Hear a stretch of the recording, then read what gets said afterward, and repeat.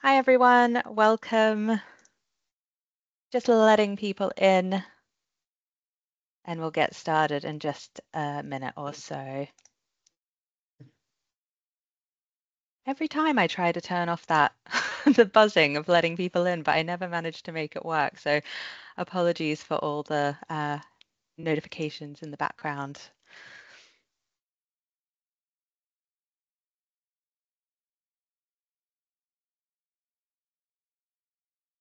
Great. Well, we might get started then because we've got a lot to get through, and I'll just keep an eye of people coming in as we go along. Um, so Good afternoon, everyone. Thank you very much for joining today's masterclass on public involvement sections.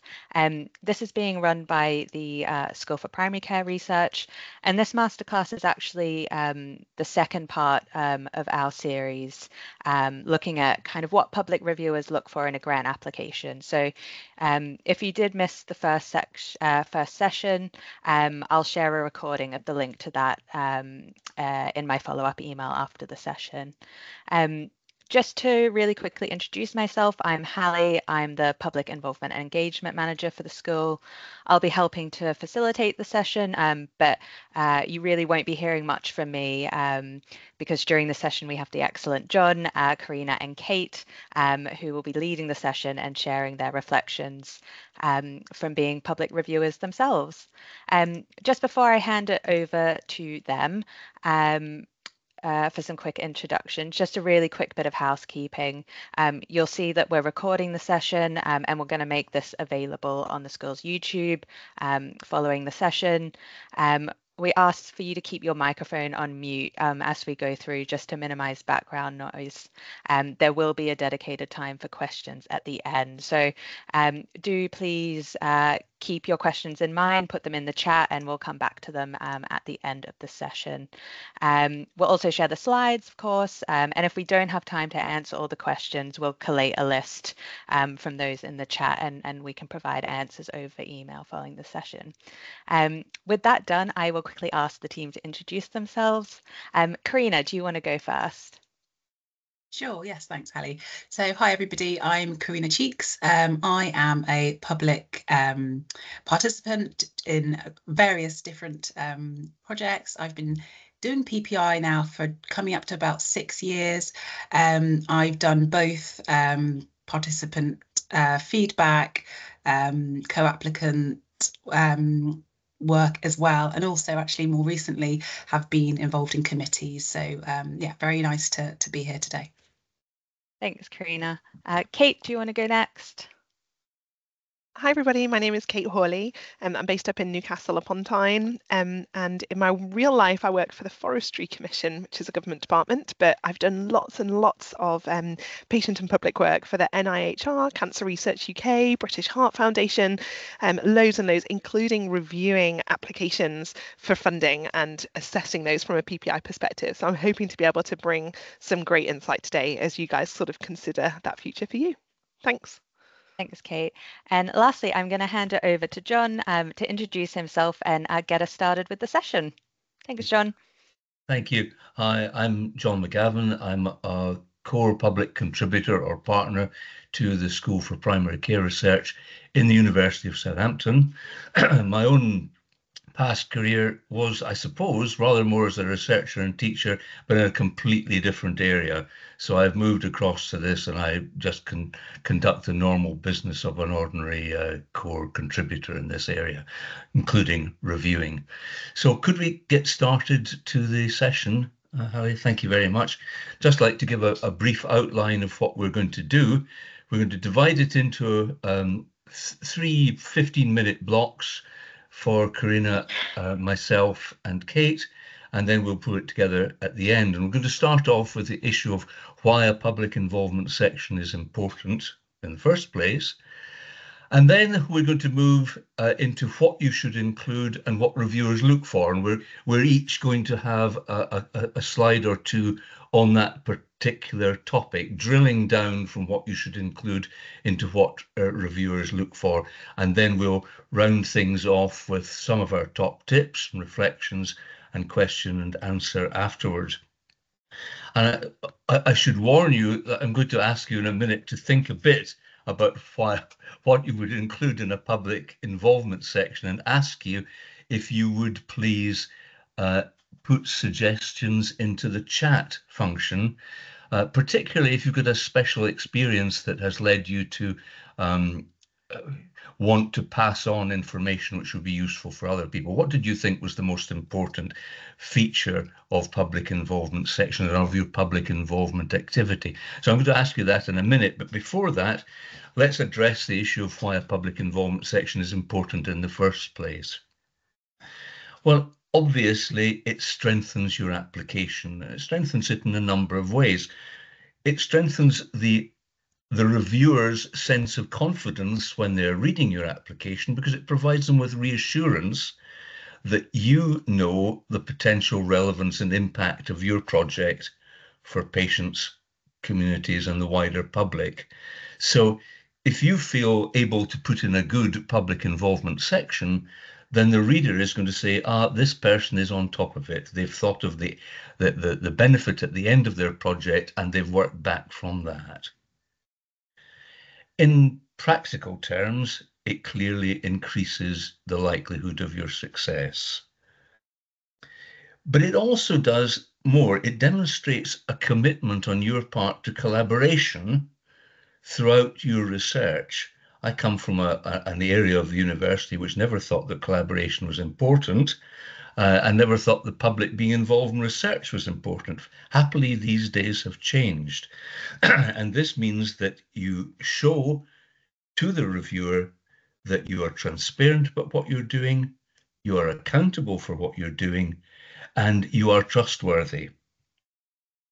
It also provides a dedicated space for you to outline your commitment to patient and public involvement and engagement. It's an area where you have got control of this, and you can say, this is how the nature of my commitment. But we should point out that PPIE should also be part of your application as a whole. It's not just something you put in the public involvement section. It should be integrated with the rest of your work. We've got a little remember point here. The public are ultimately going to be recipients of this research, so it's crucial to invest time and effort into this section. But we also need to remember that we are all members of the public, and we're all potentially patients for somebody else's research. So there isn't the division between the clinician or the care worker or the person who's working on the research and the public that might appear when you're filling in an application form. We're all part of the same game. Could I have the next slide, please, Sally? Okay, this is where, if we had a large seminar, we would be able to turn it over to you for 5 or 10 minutes, but we haven't got that. We've only got a couple of minutes. So could I ask you, please, just to think very briefly about one thing that you think should go into a public involvement section? We'll come and deal with this later. I can see we're beginning to get interesting chat elements already. Put them into the chat, and if we can, we'll pick up on these as we go through. I'm sure each of us knows what we're going to do, and we'll each be able to pick up those bits which are relevant to us. So don't be afraid to share your key idea with the rest of people. Remember, the chat function will not be recorded. So if you say anything now that you will regret later, it's okay. It won't be going down in history. So I'll give you a few seconds, or about a minute, to do that, and then I'll get on with a possible answer. Okay.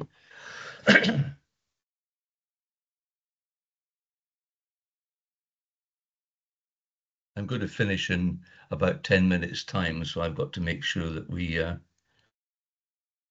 keep to time. Oh, there's tremendous things coming through here at the moment, so I don't want to sound too Donald Trumpish about this, but it is actually, we are getting very good suggestions. Right, well, I shall move on, and can I ask you to carry on doing that as it comes to you, because I can see that this will actually shape and give substance to the questions and answers section at the end. Can I have the next slide, please, Harry? Okay, so this is what you're expected to include. And I'm going to concentrate mainly on the first of these 2 points, but let's just do them all at once. First of all, how the patients, public and communities have informed your application so far to date when you get down to writing your application form. But then you'll be expected to put in something about your plans for involvement and engagement throughout the whole course of your study. And that will include how you address the following things: equality, diversity, and inclusion, which we're going to speak about in a minute. How are you going to provide feedback to those involved and evaluate and share the impact of their involvement? I have to say, although that sounds like a service which you are doing to the person who participates in your research, in fact, giving feedback is incredibly useful to you as a researcher. It helps as the project develops, it helps you to have a sense of how the project is going, what you might need to add to it, what you might need to change.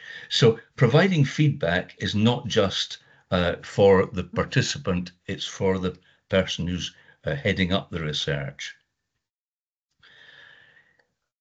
Do you need to provide training, support, and development? Well, you certainly need to provide some of those, and you should include that in your section on public involvement and patient involvement. And you also need to provide reimbursement and recognition of the work that others do in some form or another. Now, at the foot of this slide, you'll see there is a disclaimer, and that's simply to point out to you that we all know that the expectations which reviewers have about the role and the place and the size of PPIE in your grant application is going to vary from funder to funder. Funders will ask for different things, different programs will ask for different things, and a certain kind of PPIE may not be suitable for somebody going for one grant application for somebody going for another one, or the stage in application which you're at. So please read the guidance document and let that inform the section that you include. Could I have the next slide, please? So involvement and engagement to date, what should you include? Well, when you get to write your application, you should certainly be able to say who's been involved and why they are the ones who are appropriate for your project. Do they have specific knowledge? Do they have specific experience? Are they going to be able to bring something to the research project which will be valuable to you? And obviously, you should have tried to find somebody who would. How have they been involved up to this stage? They shouldn't have been kept at arm's length. Have they helped to frame the nature of the project, to suggest a different community that you might direct it at? Or have they just, as it were, come along and spoken to you virtually or in person? What have they done? Has anything changed as a result of their being in the group? Because they've now become a kind of colleague. So what influence has this colleague been, or these colleagues been allowed to have? Have they brought change into the research? Have you benefited from them? Okay. Could we have another slide, please? So this is what the public reviewers will be looking for. They'll certainly be looking for something which is more than just a kind of inverted commas consultation exercise. They want some kind of meaningful, respectful collaboration, the kind of thing you would have with a colleague. Now, they're not, as it were, the kinds of colleagues that you'll have in your immediate medical environment, but they will be colleagues of a different kind, and they are deserving of your respect, and they should be giving respect to you. Have you provided clear and specific details along these areas? Who are they? What are they doing? How are they doing it? And why are they doing it? And why is your research appropriate? Have you involved people with specific experience related to the research area? Have you made an effort to involve a range of people? Corina will probably have more to say about that in a minute. And have you involved them early enough for them to be making a good, having a good effect on the project, a meaningful influence? You may not have, but you also may have involved a public co-applicant in your application. Have you involved one? And if you have they been involved in shaping the project?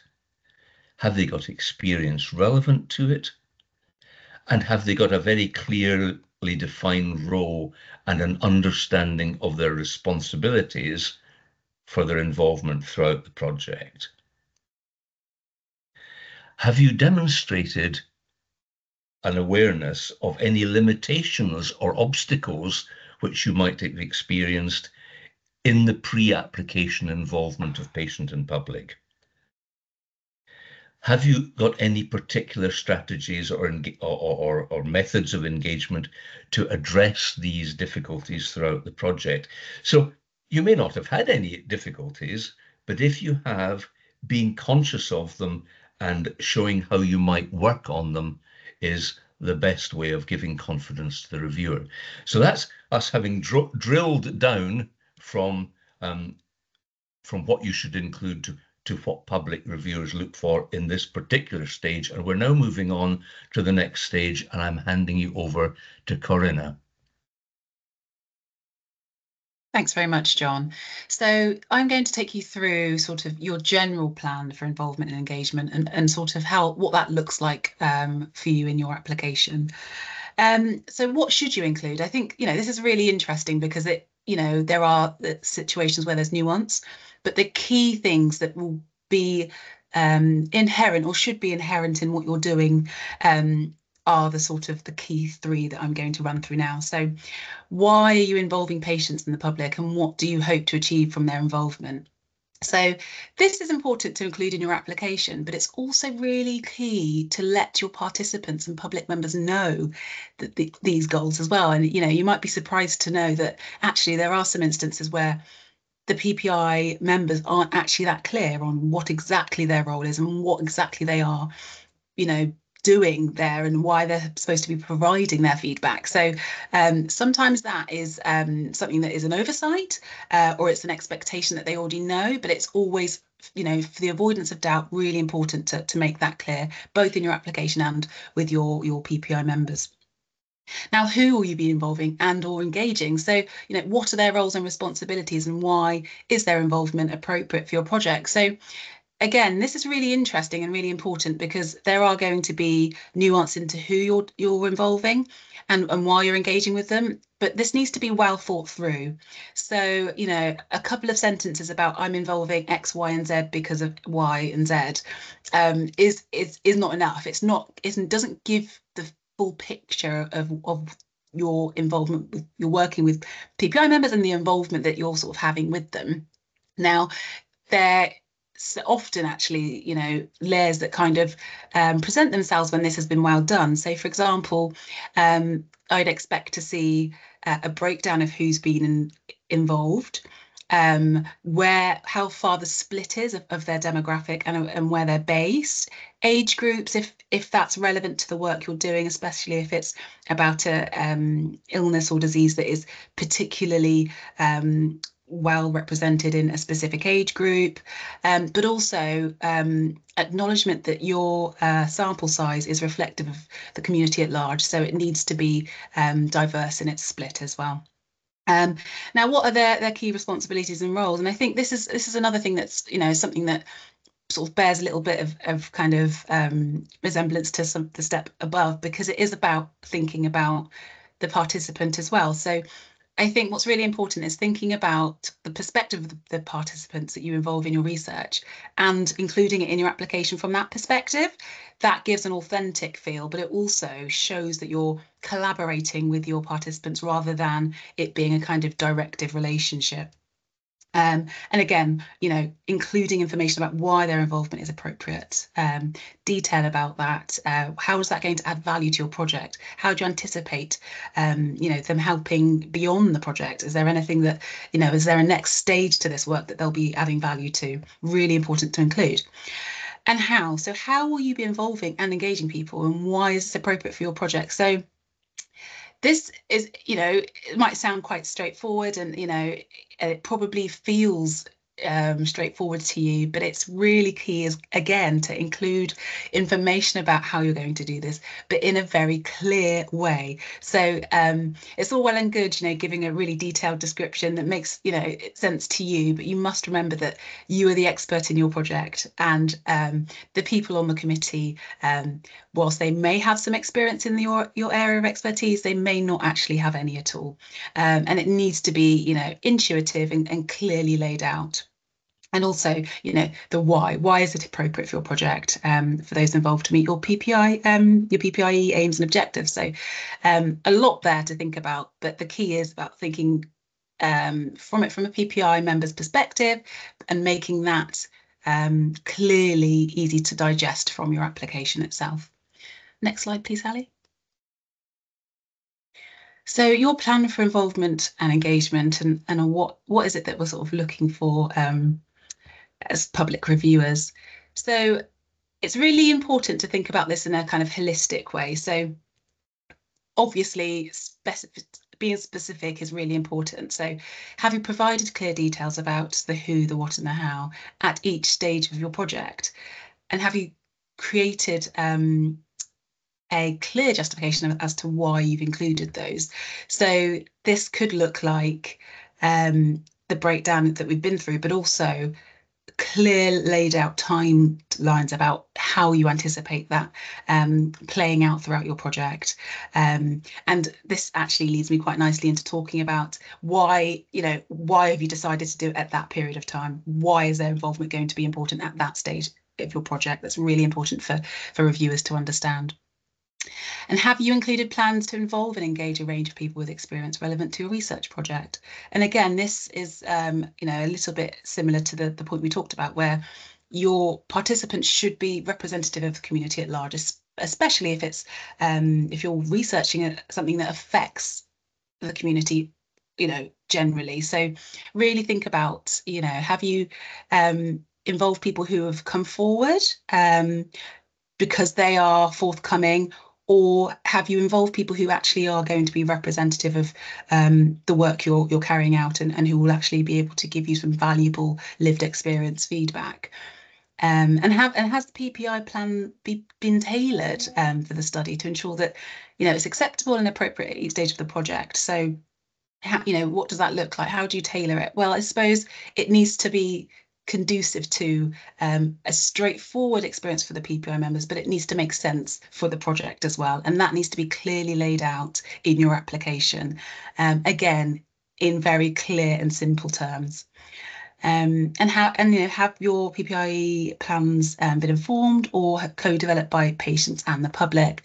And this is a really interesting one. Sometimes I've reviewed applications where there is a co-applicant, but there's minimal information about the co-applicant, or indeed why they've chosen to work with a co-applicant. And that doesn't add any value. It's actually, in some cases, worse than having no co-applicant at all. It's really important that you've really considered why you've decided to go down the co-applicant route, but also how they add value to your work. How have you valued their feedback? How have you considered that, their views and how they translate to other people with similar lived experiences? Next slide, please, Hawley. So the equality, diversity and inclusion is something I'm sure is very familiar to people on the call. But it's what's really important, what's really key is about honing it down, honing what you're going to talk about down to the really key points. So the section should demonstrate your commitment to EDI by setting clear and specific goals to foster inclusion throughout your PPI activities, which of course, I hope that's obvious, but how do you do that, and what does that look like? And again, it's the who, what and the how. So, who is currently underserved by your research, and who from these groups will you involve and engage, and why? So again, it might seem obvious to you that, well, of course, you know, so and so's or this demographic or this group is underserved, but it isn't necessarily obvious to the reviewer. So make it clear how this impacts the public, the community, NHS if it's relevant. Make it relatable so it makes sense to somebody, to a layperson, and also to a you know, an academic who might be reviewing your application. And what are the current barriers to inclusion for those you seek to involve? And what strategies will you put in place across your activities to address these? Now, you know, there's so many barriers that, you know, can be as far-reaching as, you know, obviously cost and travel, but also some really nuanced barriers. So you know, is the demographic and the group that you seek for your research, are they likely to have English as a second language? Are they likely to have a carer? Make it easy for them to be involved. Allow carers to attend meetings, allow translators, budget for translators. These are things that make it feel like your work is considered and that you've really thought about the needs of your PPI members rather than you know, having a very extractive kind of transactional relationship. And how will you monitor EDI across your PPI activities, and how will you reflect on and respond to your progress against what you hope to achieve? And this is actually an area that I've seen is omitted or isn't detailed enough in applications that I've reviewed. And again, this could be, you know, we don't know why, but there, you know, it could lots of reasons. It could be that it hasn't actually been thought through, that next stage hasn't necessarily been thought about, or it could be that again it's that assumption that you know, it is obvious what we're going to do with this information. It's, you know, we're going to help, you know, the wider public. We're going to go forward and develop this further. But that isn't enough to justify the need for the PPI involvement, but also the project as a whole. It needs to be a clear breakdown that shows you've really thought through the stages within your project that is going to require your sort of EDI and PPI involvement. Next slide, please, Hawley. So what do public reviewers look for? So this is a summary. Obviously, it's not exhaustive, but these are the key areas that we'll be looking at when we're reviewing applications. So have specific details and justification been provided related to plans for EDI? So the who, the how, and the why, but also how have you made your work inclusive? So how have you made their involvement inclusive? It's really important that you've made that really clear in your application. And has a broad view been sort of taken on who is actually underserved? And yeah, and this is, you know, really important that EDI doesn't just mean ethnicity, and it doesn't just mean disability, you know, and that's the understanding of EDI is really important. And I think that's something that sometimes comes through in an application if there isn't a clear understanding of what EDI means and what it encompasses. So just make sure you're clear on who should be involved and who is underrepresented in your work and in general kind of the community at large. Inclusivity of your approaches, have these been tailored for those you intend to involve? And, you know, I've alluded to this already. It's about making it accessible and easy for people to participate. It shouldn't feel difficult. It shouldn't feel like they have to go above and beyond to attend a meeting, for example, or to provide their feedback. So this can look like having, you know, online meetings, doing them at accessible or helpful times. Perhaps if your target demographic is sort of parents, you know, there's lots of different ways you can be inclusive and making sure that people feel able to be involved, but just make sure that it works for your sort of target demographic. Another one actually that I'd like to mention in this is just around use of digital sort of apparatus, you know, laptops and iPads with the older demographic. That has, you know, has been shown to present challenges, and anything around apps. have you considered that for your demographic? What does that look like? Will that be something that comes naturally to them? Just make sure that that's something you've mentioned and also shown you've thought about. And then is a commitment to inclusion reflected in your budget and the training support provision? So all too often we see applications where the PPI has been mentioned throughout. The plans for PPI involvement seem well thought through and well laid out. Timelines are nicely kind of explained. But then when it comes to the budget section, the budget doesn't correlate with the actual plan for the PPI involvement. So it's really important that you think about covering not just the participation, but travel expenses, childcare expenses, other carer expenses. And also, if you're going to ask, if there's going to be instances where you're going to need ad hoc reviewing of work, or you might have an ad hoc call, these things should be thought through. The participant should never feel uncomfortable about, having to kind of chase you for the payment or a plan about that. And it should be really clearly laid out in your application that you've really considered how you're going to afford all of your involvement, and you're not going to run out of money midway through your project. Really key as well, just to sort of think about that we know it's not possible to have every single person who's a representative from the wider world around you.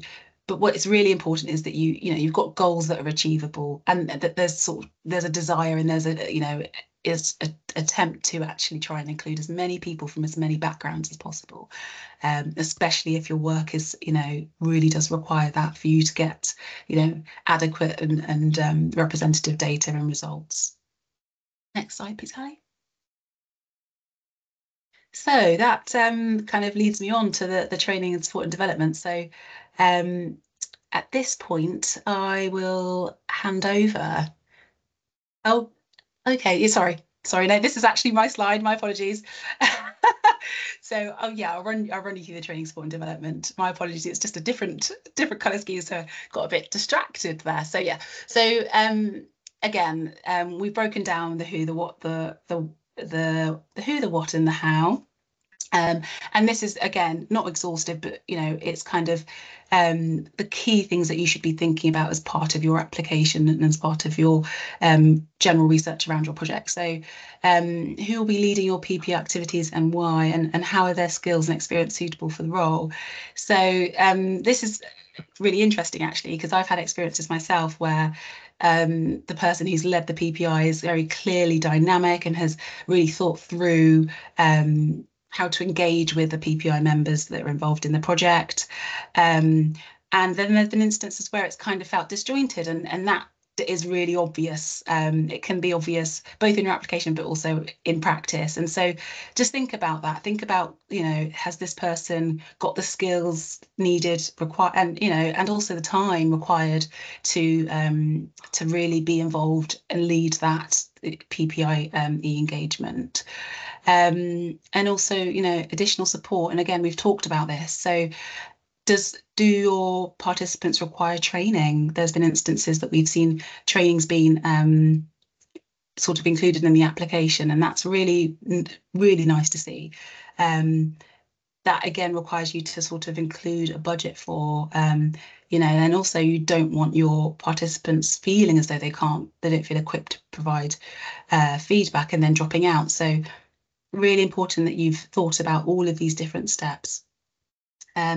What opportunities for training and development will you provide? So again, I've mentioned that general training, but this can be something that you've arranged yourself, or it can be signposting to information, short courses, chairing meetings, attending conferences and events. So it doesn't need to be one size fits all.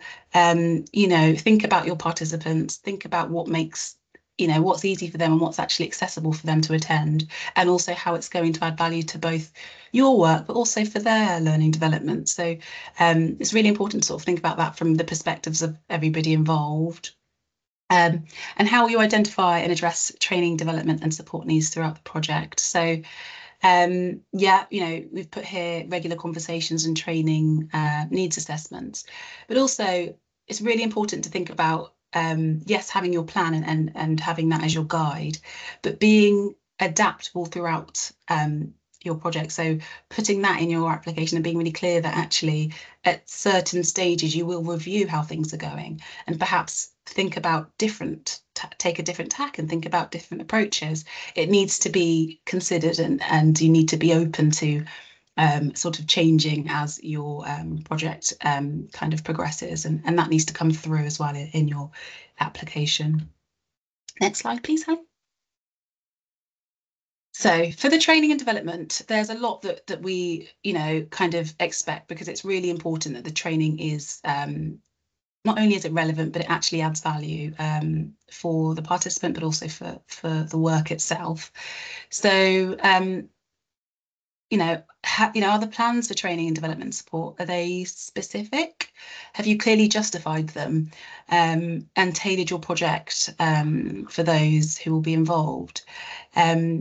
And again, is it co-developed with public partners? And is it likely to foster greater inclusion throughout the project? So training for Zoom and Teams, and I've sort of mentioned before, perhaps specific demographics who might not use Zoom or Teams, or it might be that some people just choose not to, don't find that they are conducive to them actually being able to feed back to you. So don't just assume that these things are going to be, accessible to everybody and that you'll be able to use them, and show that you've considered other opportunities, so other sort of ways of communicating with people. Yeah. So yeah, really important. And obviously the commitment to training and support and development needs to be really clearly reflected in your budget, as we've sort of alluded to. So make sure you've allowed plenty of money for any kind of ad hoc training that's required, but also that you've kind of structured that throughout your project as well. Next slide, please, Hawley. Okay, so reimbursement and recognition is Kate taking over at this point. So I will leave you in Kate's capable hands, and look forward to hearing questions at the end. Thank you, Kate. Thanks, Corina. Right, okay, so I'm going to be talking about reimbursement and recognition, and I've been really struck by the things that Corina and John have said. What we're talking about in PPI is meaningful engagement with patients and members of the public, and a big part of that is about recognizing that their time is valuable. This is not something that people do as a career, but at the same time, people often have to take unpaid leave from work to do this, especially if it's a 2 or 3 hour meeting. And very often the meetings are in the daytime, Monday to Friday, which would be when people are normally working. And so for that reason, really, people need to be paid for their time, and it's very, very important to do so. So let's talk about reimbursement and recognition. Now, I know that Corina has spoken a little bit about this. So first of all, what will your public partners be reimbursed for? Corina spoke about reviewing documents, for example. I know that often, probably when you think of PPIE, you think of a patient advisory group or a Teams meeting or an in-person meeting, but actually the reality is that any time that you expect the member of the public or the patient to be doing any work that is in regards to your study or your application, be that reading documents, looking at your plain English summaries, reviewing interview questions, all of that stuff, that time needs to be paid for, because you can't expect people to do these things entirely for free, especially if they have, like I say, full-time jobs or caring responsibilities. There needs to be some sort of financial coverage so that people are able to give 100% of their time to the project. Because the reality is that if you don't offer that, people will be either not engaging effectively, so you won't get the right level of engagement from your PPI group, or they'll be having to rush it or won't do it at all. So what will the partners be reimbursed for? And what will be the rate that you provide? So the NIHR has published rates, and I would really recommend that you use those. But if you strongly feel like you don't want to use those, or you have another framework, I would encourage you to use a published framework. You move into very hot water when you're sort of just picking random rates for people to do. The NIHR has done lots of work on this. We have all sorts of payment policies, so do have a look at that and see. And why are you providing that rate? If you look at that public policy, you'll see that there's also lots of different types of rates that the NIH are offered, ranging all the way from perhaps £25 an hour for reviewing a document, all the way up to £450 per day. If you're expecting somebody to be very, very heavily involved in something, there's a huge range of different rates in there. So have a look and work out what is appropriate for your project. And just to say that at the end of this presentation, we'll have a whole list of links to a lot of those really helpful resources. So don't worry about taking loads and loads of notes now. We can also share this presentation with you when we've finished, and so we'll also be able to see those rates. And let's think again about what we're reimbursing for. I spend a lot of time, as I said, reviewing applications for PPI involvement, and there was a very memorable time I was reviewing an application that was all to do with pregnancy and kind of the early, well, sort of the full perinatal period, but certainly time with a newborn. And I mean, it was making me laugh, some of the things that had been written. They were planning on having meetings from 7 until 8 in the evening. And I just thought to myself, you haven't thought that through about the people that you're wanting to attend to this. I remember life with a newborn, and 7 till 8 is the witching period. Nobody wants to be on a Zoom call at that time. There was also no talk about any kind of childcare reimbursement or anything like that. So just be really conscious of your audience. And Corina has talked about this, but be really conscious. Are you reimbursing for the right stuff? And really think about whether you need to meet in person. I know that in lots of ways, meeting in person is preferable. That perhaps there's a better bond in the room. It's easier perhaps to get everyone on board and make sure everyone's contributing. But there's significant travel often that's associated with in-person meetings. There's often a lot more caring responsibilities. If you just have an hour-long Teams meetings, perhaps you might be able to keep your toddler in the background and just keep them down. But if you have an hour-long meeting in central London, it's more of a 3-hour experience, and so the child has to go elsewhere. So just really reflect on whether you have to meet in person or not. And if you are meeting in person, make sure you've thought about caring responsibilities and that's important. How will you reimburse? So it doesn't have to be a cash payment. It doesn't have to be a bank transfer. You can, if you want to, reimburse with vouchers. And it may well be that some people prefer this for various reasons. So perhaps an Asda voucher, to help with shopping, or a Love to Shop voucher is one of the vouchers where you can just get a general voucher and then they can choose what to spend it on, be it shopping or fashion or whatever. So that's absolutely fine. What I would really recommend is giving people the option. That's always good to reflect on, because it may well be that a certain subsect of the population, for example, people who are on benefits, may prefer to get their reimbursement in vouchers because it won't affect them quite so much when it comes to some of their benefits. And we all have to be very, very careful in terms of tax. So all of those things are things to consider when you are deciding how to reimburse people. And do explain why you've made the decision to reimburse them in that way in your application. Okay, how will you address any foreseeable challenges? So I've mentioned there about welfare benefits and timely payments as well. So think about that. And then also, what other resources have you budgeted, and why are those necessary to achieve your PPI objectives? So, for example, staff time. If you're expecting some staff members to lead on PPI activities, then have you budgeted for this? I just also really want to warn you against quick chats with your PPI team. Again, I've known of several situations where it's just been very awkward, where researchers have asked for a quick chat or just an update call with members of their PPI group that they mean, to just be a 10-minute, 15-minute call, but perhaps has gone on and there's no reimbursement for that. So again, just be really careful. When you are involving your PPI members, they need to be reimbursed. It doesn't matter what it's for, but their time needs to be recognised. Next slide, please. So as a public reviewer, what do I look like when I'm looking at the applications?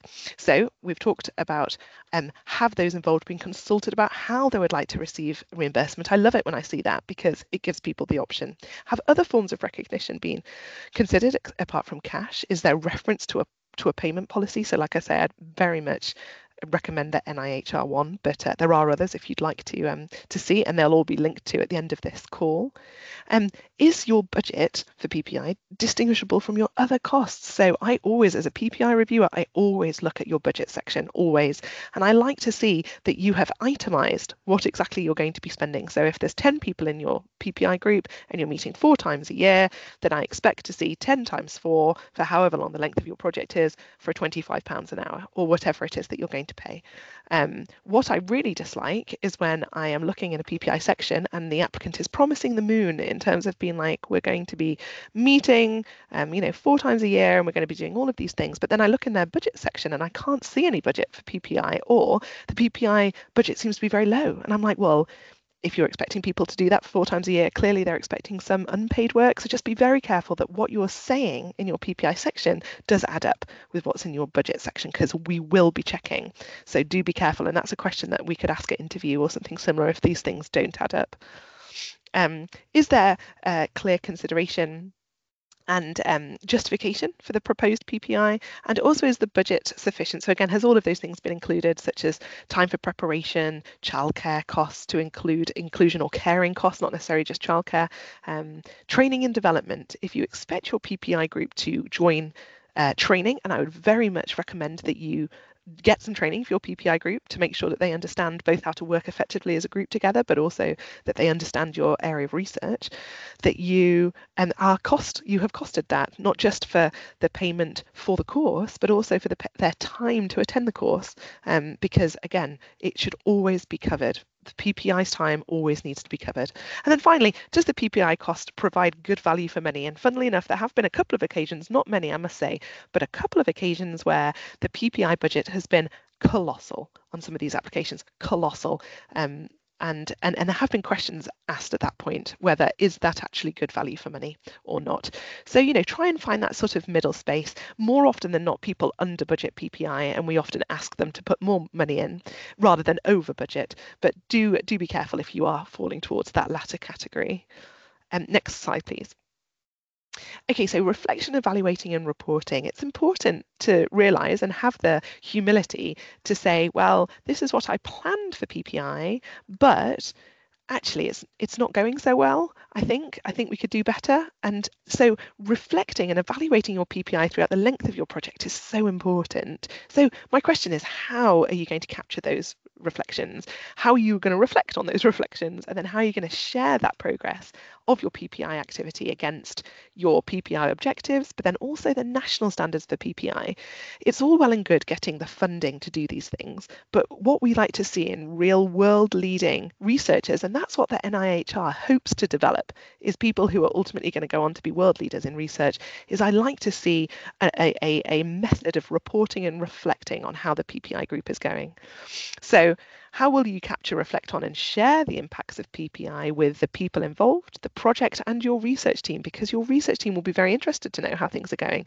And I would like to think that they will be asking you, how are you changing or shaping your research depending on the feedback from your PPI group? Because that's exactly why the PPI group is there. It's not tokenistic. We're not just there to be a talking shop. You're there because we truly want to shape the research to be relevant for the public. And then finally, how will you provide feedback on the above? Next slide, please. And then very similar for this slide, that's what we look for. Are you using a specific tool to do your reflection? So GRIP2 is something that you may have heard of, and I think that we can send a link to that. And have any approaches to reflecting on your PPI been co-developed with your public partners? So next slide, because I realise we're running out of time and I want people to have an opportunity to ask questions. So final reflections and top tips. I'm going to hand over to Corina and John in a second, but just to quickly shoot through these, it's your who, what, how and why. Show that you've thought through your PPI in detail. Make sure you go into detail and map your PPI against every stage of your research to make sure that you're able to integrate your involvement. Use headings, tables, other visualizations. Sometimes it's great to see a graphic. Think of learning styles. Not everybody just wants to read text, and a picture can be worth 1,000 words. Now, use language that is easy to understand. We had a plain English summary workshop a couple of weeks ago, so I won't go into that, but believe me when I tell you that the general public have a reading age of 10, so be very careful about your tone and your terminology. Public partner, PPIEs, hard to reach versus underserved, it's just be careful about what you're saying. Now, be very careful about piggybacking on any existing PPI groups. I see this a lot in research where people are like, well, you know, Imperial College London is a world leader in PPI and we have several established PPI groups. Well, that's all well and good, but I don't want to see you piggybacking off the back of that. If they've been selected for a different reason, I want you to have taken the initiative to make sure that the PPI members of your group have lived experience that's relevant to your project. Now, it may well be that there is a genuine relevant PPI group that that you can already use, and if so, then that's great and it's an efficient use of money, but don't just piggyback off it for the sake of it because you can't be bothered to get your own PPI group together. Be really careful. Similarly, be very cautious about outsourcing your PPI. We see that too, where they're like, well, actually what I'll do is instead of putting a PPI budget in, I'll pay an organisation £2,000 a year and they can do my PPI for me. Now, maybe there is a place for that. I don't want to say that you can never do that, but especially when we want to see you developing as a researcher and learning the ropes, it would be a shame to outsource all of that and you not have a key hand in it. So just be very careful about outsourcing. Is that the right decision? And is that giving you and equipping you with the skills to be a good researcher in the long term? Because that's what we want to see. And finally, I realize that this is a huge amount of information that we've put on you in an hour, but try not to stress, right? Not everything that we've said is going to be applicable for your project. Just make sure that you have enough time to plan. There's lots of tools and resources which we'll share on the next slide. And you can also get in touch with myself or John or Corina if you'd like to have a further chat. I would be happy to kind of chat things through. Okay, I realize we've hardly got any time left, apologies, but maybe quickly to John and to Corina for some top tips, or should we just go straight to questions? I think it might be helpful just to go straight to questions if that's okay, and I'm sure Corina and John's reflections might come out in answering some of those. So there was a question in the chat from Zoe that I think was in response to the reimbursement section, and they were saying itemizing a budget is obviously good practice, but from a practical point of view, it's actually quite difficult to gauge how often you'll meet with your public partners at the start of the project. So how do you kind of manage maybe not entirely knowing what your public involvement activity is going to look like, but putting that into your budget and in your plan? Does anyone want to share their views on how they kind of maybe reflect on that in reviewing? John? Well, could I just come in very briefly on this, because I can see it is an issue, it's a difficult one. I think when you're planning a research project, it's a very good idea to start at the end and work back. So if you start with what is going to be produced at the end of this and how will it be produced, then once you've nailed that down, and the fact that public and patient involvement will be involved there, you can start working back. What would be a reasonable number of times? What are the stages of the research? And I think it is possible to get it close to the number of meetings that you're going to have if you start with the end result of the end process first, and then structure back towards the beginning. And that's just something I wanted to say generally, but I think it does, to a degree, address Zoe's question. Doesn't wholly address it, but that's my bit. Thanks, John. Did Corina or Kate, did you want to add anything further? Yeah, I think it's a really important point and completely appreciate it as well. I think where I've seen it done well is where the budget is broken down into blocks, so it doesn't need to be, itemized like you see on a receipt, for example, but having a ballpark figure for anticipated costs, not extortionate, not way above, but generous in covering any ad hoc expenses or ad hoc meetings, for example. I think that's kind of what the expectation is generally from committees I've sat on. There isn't an expectation that you can kind of see into the future and have a crystal ball, so I wouldn't worry from that perspective. I think what we really want to see is a consideration of the fact that things don't always go to plan and that you've allowed a budget to accommodate that, but without going astronomically high. So yeah, it's just a case of thinking about what that looks like for your project specifically. Thanks, Corina. I'm going to make these a little quick fire. There was a question from Yana around involving someone to lead the public involvement and engagement, a member of staff. They've asked whether there's I guess, a specific amount of resource or time that you like to see that person have? Is there any advice that you would give around the time of that person in that role? Yeah, so just to jump in, I'm not sure if I can give sort of a good indication of how much they should be paid or not. I suppose that perhaps is dependent in the other parts of the application that I don't know much about, which is around budgeting for professional members of staff. But again, I would just be really careful here. On the one hand, yes, it would be good to see a co-applicant or somebody that has PPI experience, but at the same time, you know, you as the researcher, you that, especially if it's something like a doctoral fellowship or a doctoral clinical and academic fellowship, the NIHR is, we are investing in you, when we want to see you develop the skills, and PPI is a big part of that. And so it would be a shame to be kind of, again, not outsourcing because it would be someone in your team, but handing that responsibility over to somebody within your team. There's plenty of courses available for you to take about like public involvement and good public involvement and what that looks like. So I would maybe have the confidence to lead on it, but just understand what it looks like and plan and budget for it effectively. Thanks. Thanks, Kate. Any other thoughts around that?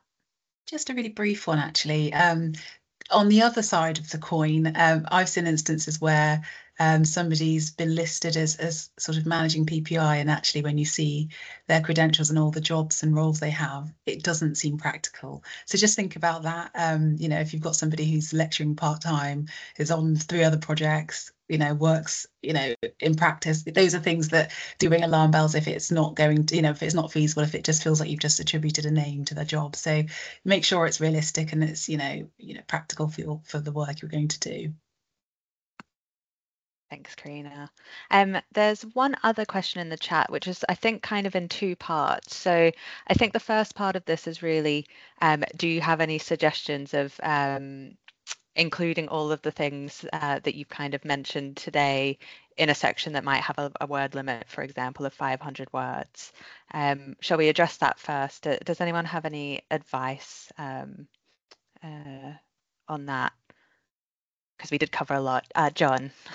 Yeah, just to say that although we've done, as it were, 45 minutes on this, when it comes down to it, when you look at your research project, actually the relevant selection of material from everything that we've talked about will become very clear to you. I'm doing a project on this kind of thing. I need that kind of person. I would like them to be involved in this kind of way. And I'm pretty sure that once you ask these questions, or once you have a sense of your project, actually you will find that 500 words, which is 2 sides of A4 double space 12 point, is actually manageable.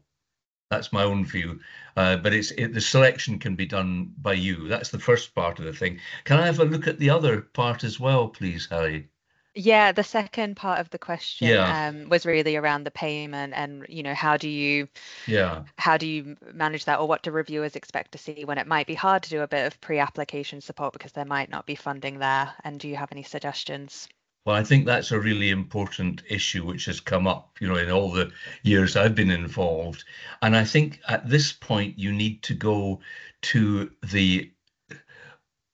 really the research centre that you're involved with or closest attached to, and see whether they've got the possibility of giving help there. I mean, there are some people who will be very happy to speak to you informally. There are other sort of gatherings like research fora, which may be paid for by the research centre, and you'll get advice from 5 or 6 or maybe 8 people. So I would have a look to see what kind of resources there are already there, which are paid for by the body you're attached to, the institution you're attached to, and which will help to give you some starting moves on this area as you're forming the research project. I've certainly come across that. Thanks, John. Kate, Corina, did you have anything else to add on that? Perhaps just to say quickly that I think that if you're upfront in your application, because there's normally a bit that says, what have you done pre-application with PPI? What are you planning to do with PPI? I think if you're upfront and just say that there isn't any funding, I think that there are ways to still have meaningful public involvement without reimbursement. It just looks slightly different. Perhaps it's about going and looking at literature that's been produced by organizations or speaking with other researchers who have done something similar with similar people. But I think in reflection of that, I would then expect to see a very significant commitment in the post section where it would be funded. So that, I suppose, that would be how I would see it. I wouldn't necessarily hold it against you, but I do think there's ways to get around it. Thanks all. I'm afraid we've come to the end of our time limit. I'm sure we could spend a lot longer talking about this and thinking about everything. I hope this has been really helpful, and I hope at least it's provided some reflective questions for you to think through as you're planning your public involvement sections and thinking about what to put in it. Just to reiterate, it's not going to be everything, but the main thing is just really taking the time to plan. We didn't get to all the questions, so I'll follow up with a few ideas and thoughts in the email alongside slides and the link to the recording when it's available. But just to say a big thank you for your engagement and for all your questions this afternoon. I hope it's been helpful, and take care.